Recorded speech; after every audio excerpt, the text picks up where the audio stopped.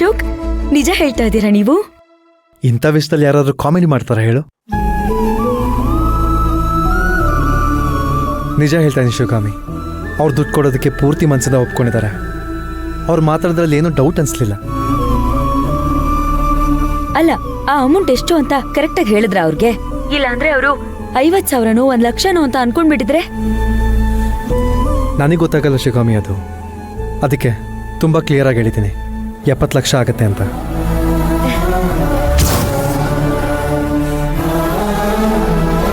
ಈಗ ಸಮಾಧಾನ ಆಯ್ತು.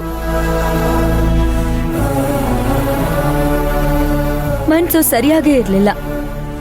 ಒಂಥರ ತಳಮಳ, ಒಂಥರ ಆತಂಕ.